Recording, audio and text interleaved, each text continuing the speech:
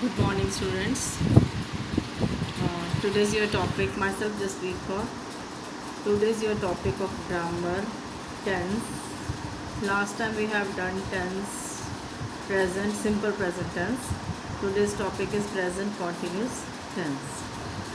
The present tense continuous. The present continuous tense describes an action that is happening at the time of speaking and not yet completed.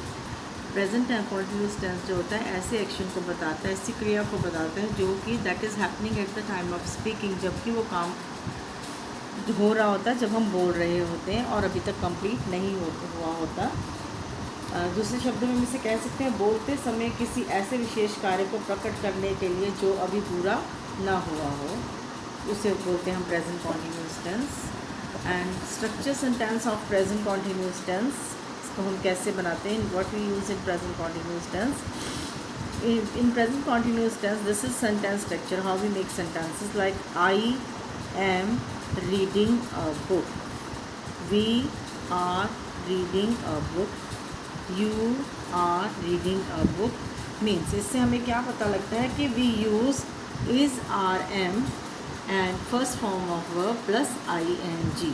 ing लगाते हैं हम साथ में और is, are, am हम लगाते हैं according to verb, right. This is present simple present continuous tense.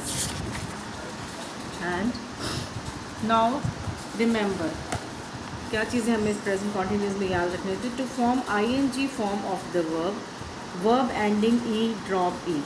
जब हम ing लगाते हैं तो जिस वर्ब के साथ एंडिंग ई के साथ होती है उसको हम ड्रॉप करके ing लगाते हैं। Like give, giving, take, taking, write, writing, drive, driving.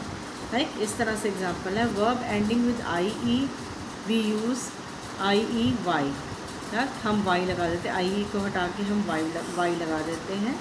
और verb ending with T, D, G, P, M, N preceding by a vowel, उसके साथ हम लगा देते हैं double T. Cutting, bid, bagging, bag, bidding, bagging, sipping, swimming, planning. Now sentence structure of ing when we use its negative sentence. Present continuous negative sentence I am not eating the food. Means इसमें हम क्या लगाते थे, is, are, am plus not plus first form of verb plus ing। Verb की first form के साथ ing हम लगाते हैं। लाइक ईट, एट, ईटन, तो eat is the first form और ing लगा दिया eating. This is the subject is, are, am, not verb की first form with ing। Now next interrogative of present continuous tense. What we do in interrogative sentence. Interrogative यानी कि प्रश्नवाचक में हम कैसे करते हैं। प्रश्नवाचक में इज़, आर, एम फर्स्ट पहले आएगा, is, are, am, then subject, then first form of verb plus ing, first form of verb plus ing, then other words. Suppose जैसे पीछे था हमारा I am reading a book, I am reading a book simple sentence था। अब हमने इसको interrogative करना तो हम एम को आगे कर लेंगे। Am I reading a book, are we reading a book. So this is interrogative type of present continuous tense. Now the next category of this interrogative WH type question answer. In last video I have already told you WH type line यानी कि W family से जो question word जो start होते हैं वो है WH type questions. इसमें हम क्या करते हैं, WH वर्ड आगे, उसके बाद is, are, am, then subject, first form of verb plus ing, right. What am I reading now?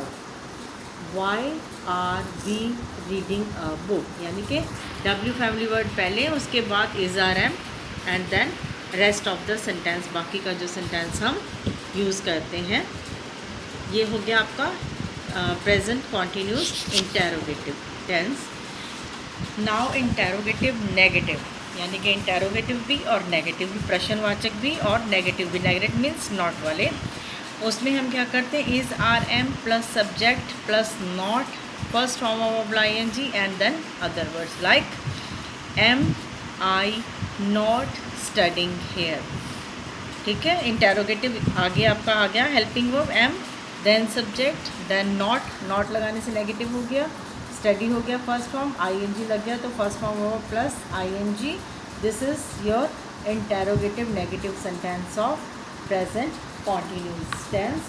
So in short we can say in present continuous tense we use is rm plus first form of verb plus ing.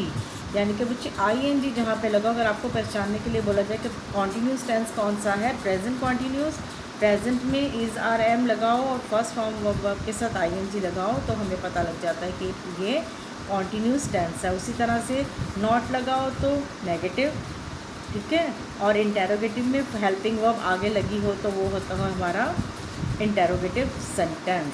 That's all for today. Good day.